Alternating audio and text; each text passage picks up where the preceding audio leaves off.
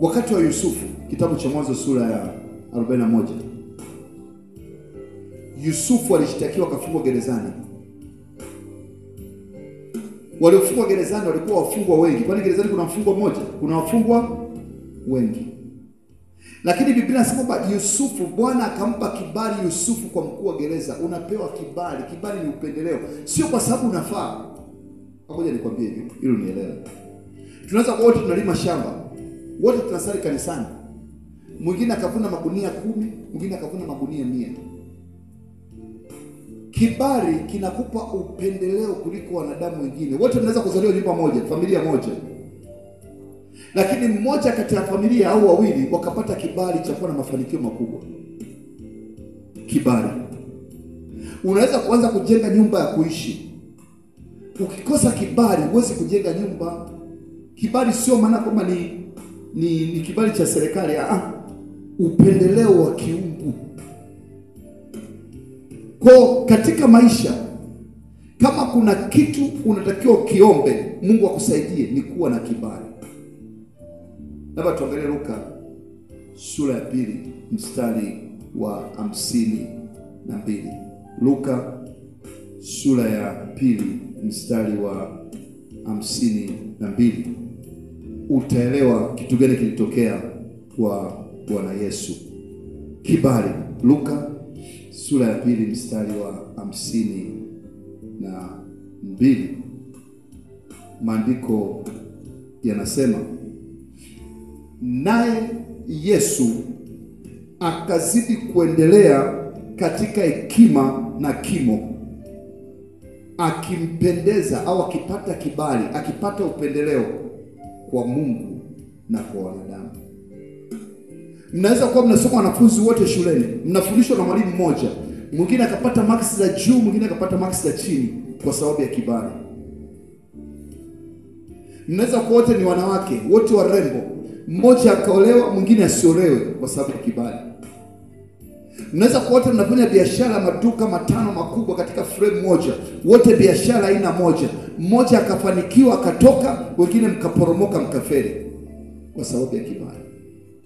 Kinacholeta mabadiliko katika maisha ni kibali, kibali cha kimungu. Upendeleo. Mungu anakupa upendeleo, anakupa neema. Ngoja nikwambie unielewe. Kitabu cha Mwanzo sura ya 12 mstari kuanzia ule wa kwanza, tunaona Mungu akimpa upendeleo mtu anaitwa nani? Ibrahim au Abraham, baba wa imani. Sio kwamba kulikuwa hakuna wazee wengine pale, sio kwamba kulikuwa hakuna watu wengine pale, kulikuwa na wazee wengi katika dunia. Kwa nini Mungu alimpendelea Abraham? Ndio inaitwa kibali. Anasema mtu ukiwa unamcha Mungu na moyo wako uko msafi. Unajua kuna watu wanamcha Mungu lakini na mioyo michafu. Lazima, ndio maana Daudi akasema, chunguza ndani yangu niondolee uchafu wa aina yoyote. Unaweza kuwa ni mtu umeokoka lakini mchafu. Yaani mchafu maana yake mawazo yako ni mabaya, una mema, una wema. Unaweza kuta mtu amekuwa ni mama, analea watoto wengine, anaamua kuwafanyia ubaya na ameokoka.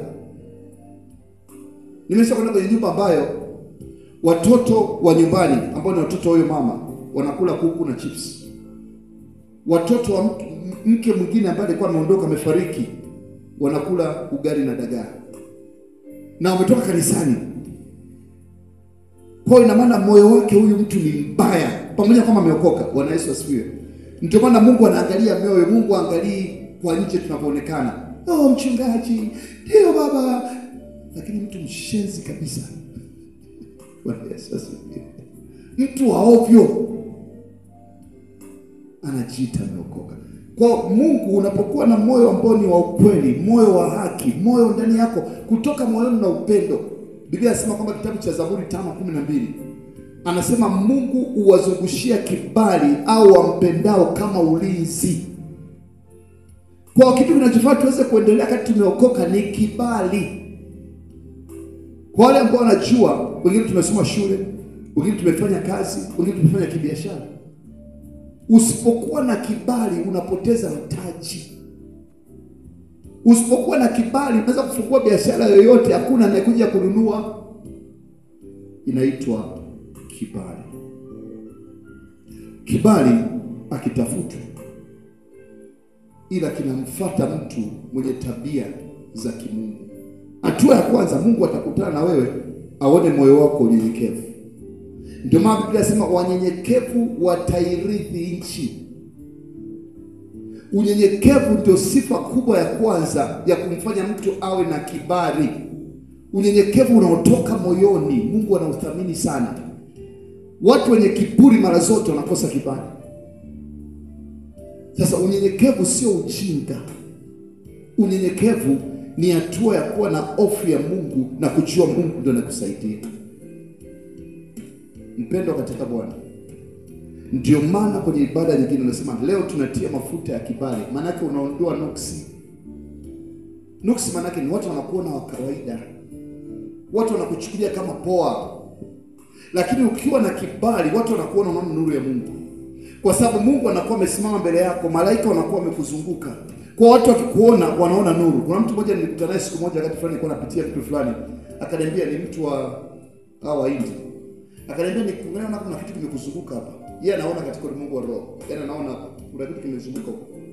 Wale wa Katoliki wanajua, huwa wanakuwa na kama picha za Bwana Yesu asifiwe, zinaonyesha kama mwanga kwa juu ya mtu. Kwa kuna watu waona ule mwanga. Maisha ni magumu, kila kitu kigumu. Lakini ukiwa na ile kibali, roho ya kibali, unapata neema. Sasa moja nikwambie kitu ambacho nakifanya shetani siku zote ni kukuletea tabia ambazo zitavunja roho ya kibali. Chochote ambacho hakipo katika matunda ya Roho Mtakatifu, chuki, hasira, uongo, wizi, faraka, uzushi, maneno mabaya, uzinzi, usherati na mengineo, yanaondoa kitu kinaitwa nini? Kibali. Kwa ni muhimu sana kujua hayo na kujitahidi kumwomba Mungu akusaidie usiende. Ngoja nikwambie, naomba nisikize kwa makini. Hatushindi dhambi kwa sababu ya juhudi zetu. Asikudanganye mtu, utapoteza muda. Tunashinda dhambi kwa sababu ya neema ya Mungu inayotuwezesha kushinda. Usije ukaanza kupambana na dhambi. Dhambi hatupambani nayo. Unaomba neema ya Mungu ikuwezeshe kuishinda, kwa sababu neema ndio inatupa nguvu. Ndio maana Daudi akasema, niumbie moyo safi, Bwana.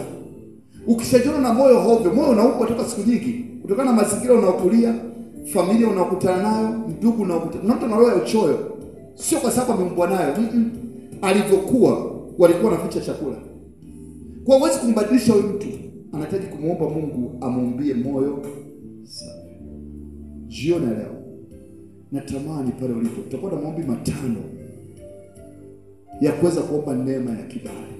Sijajua unaona kabisa kwenye maisha yako na vitu vinakosa kibali. Unahitaji msaada wa Mungu kwa ajili ya kibali. Kwa hiyo tutaombea binafsi maombi 5. Kisha tutaenda kuombea kanisa kwa ajili ya kibali mahali tulipo. Kibali katika mji wa Dodoma, kibali katika nchi ya Tanzania. Mungu akitupa kibali, maisha yanakuwa mepesi. Mungu akitupa kibali, watu watamjua Mungu bila kutumia nguvu.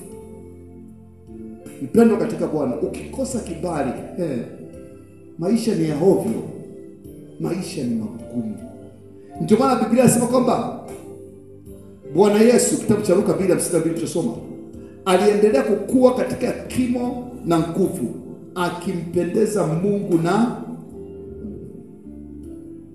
tuna rais wa nchi leo ambaye asingekuwa rais kama asingekuwa na kibali cha Mungu. Ndio maana uongozi wote umekuwa na Mungu kwa makusudi. Maadui walikuwa ni wengi kutaka kuchukua nafasi, lakini Mungu akampa kibali mwanamke wa kwanza katika nchi kuwa kiongozi. Sio kwamba ni bora kuliko wanawake wengine, sio kwamba ni bora kuliko wanaume wengine, lakini kibali kinatoka kwa Mungu. Ni Mungu peke yake anaweza kumpa mwanadamu kibali, sio mwanadamu. Mwanadamu akikupa kibali atakunyanyasa. Mwanadamu akikupa hela yake ataifuatilia, kesho akupi na naishiwa. Lakini Mungu akikupa kibali, kibali cha kufaulu mitihani, kibali cha kusoma shule, kibali cha kupata ajira, kibali cha kufanikiwa, kibali kwa wazazi, kibali cha kupata mtaji, kibali cha kushinda jela, kibali cha kuweza kuishi maisha mazuri. Kibali kinatoka kwa Mungu. Lakini kama ni mwenye haki unaruhusiwa kuomba, kwa sababu kitabu cha Yohana 16:23-24 anasema hata sasa mjaniomba, ombeni basi ili haki yenu ipate kutimilizwa, furaha yenu ipate kutimilizwa. Kama Zaburi 37:4 anasema Mungu atakupa matamanio ya moyo wako. Ndio kibali. Ukiona kama matamanio ya moyo wako hayapatikani, chuo umekosa kibali. Pambana na roho ya kibali, sio kingine. Utapambana na watu sana, utagombana na kila mtu. Kama kuna kitu unatakiwa mlilie Mungu unapoondoka asubuhi nyumbani, Baba naomba kibali. Kibali cha kupata fedha, kibali cha kupata kazi, kibali cha kuelewa darasani kama ni mwanafunzi, kibali cha kutulia vizuri, kibali cha kuishi na mke kwa amani, kibali cha maisha marefu, kibali cha kuishi maisha yasiyokuwa na magonjwa. Tuinuke. Kwa natamani maombi ya matano, omba ukimaanisha. Omba kama hujawahi kuomba. Wewe unajua moyo wako. Sema Baba katika jina la Yesu, jioni ya leo nimesikia neno lako. Baba katika jina la Yesu nimejigundua maeneo mengi ya maisha yangu yamepungua kibali. Jioni hii kwa imani ninachomeka tena maisha yangu katika soketi ya damu ya Yesu. Damu ya Yesu, nena mema upya kwa maisha yangu. Damu ya Yesu, ingiza kibali ndani yangu.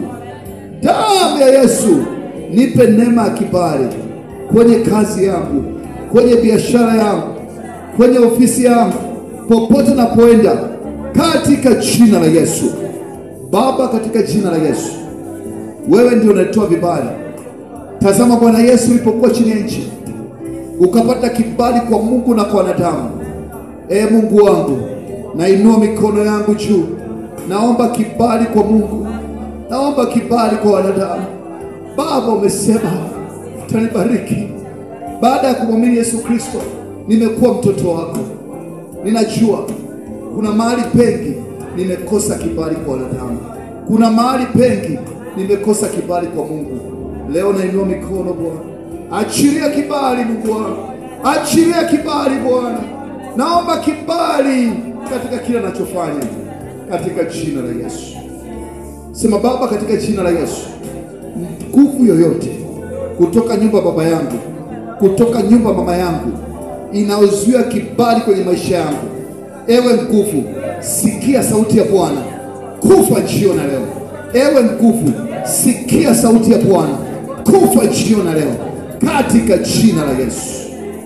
Sema roho yoyote ambayo ilimfanya baba yangu akose kibali kwa wanadamu, akose kibali kwa Mungu, Bwana naomba jioni leo hiyo roho achia maisha yangu, achia roho yangu, achia mwili wangu, shindwa kwa jina la Yesu, katika jina la Yesu.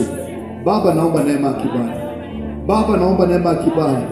Naomba kuanzia leo Bwana ukaikumbuke roho yangu, nisaidie Bwana nikaishi na kibali chako. Naomba kibali Bwana cha maisha mazuri, naomba kibali Bwana cha kazi nzuri, naomba kibali Bwana cha fedha, naomba kibali Bwana cha elimu nzuri. Bwana nisaidie, peke yako ndio unatoa kibali, katika jina la Yesu, katika jina la Yesu, katika jina la Yesu, katika jina la Yesu, katika jina la Yesu, katika jina la Yesu, katika jina la Yesu, katika jina la Yesu, katika jina la Yesu, katika jina la Yesu. Shika tumbo lako, sema Baba katika jina la Yesu, naomba jioni leo kibali cha afya njema. Sitaki kuugua. Naomba 2025 isitokee siku ni mgonjwa, niondolee magonjwa Bwana. Nisaidie ili nikutumikie kwa uaminifu, ili nikutumikie kwa uaminifu. Baba niondolee magonjwa, yafute magonjwa katikati yangu. Ipe kibali cha kuishi maisha yasiyokuwa na magonjwa, katika jina la Yesu. Niondolee kifo, niondolee mauti. Naomba kibali cha maisha marefu, kibali cha maisha ya baraka katika jina la Yesu. Amen.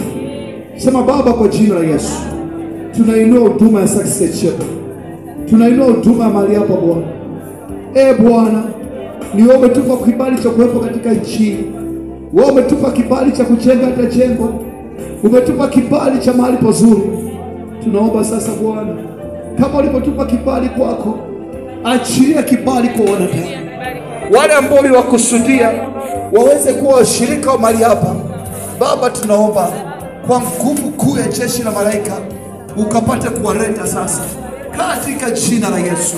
Kila aina ya upinzani, malango magumu ya kuzimu ambao yanazuia watu wasije mahali hapa, tunayafuta katika ulimwengu wa roho. Tunayaseta katika ulimwengu wa roho. Baba, umesema nitakupa funguo za mauti na kifo. Funguo juu ya malango ya adui. Malango ya kuzimu hayataliweza kanisa, kwa sababu kanisa limejengwa mahali hapa. Tunaomba malango ya kuzimu, ya nzinje, ya zuzu, Bwana, bomoka leo. Bomoka leo. Bomoka leo. Baba, tunaomba kanisa hili likapata kibali kwa watu wa Dodoma, likapata kibali kwa watu wa Tanzania katika jina la Yesu. Katika jina la Yesu. Watu wote wanaoleta Bwana, ukawafanya wadumu mahali hapa, ukawafanya watulie mahali hapa. Kama kuna jambo tuweze kufanya ili watu wakaweze kuwepo mahali hapa, Baba, sababisha neema. Baba, sababisha hekima katika jina la Yesu. Katika jina la Yesu. Amen. Bwana Yesu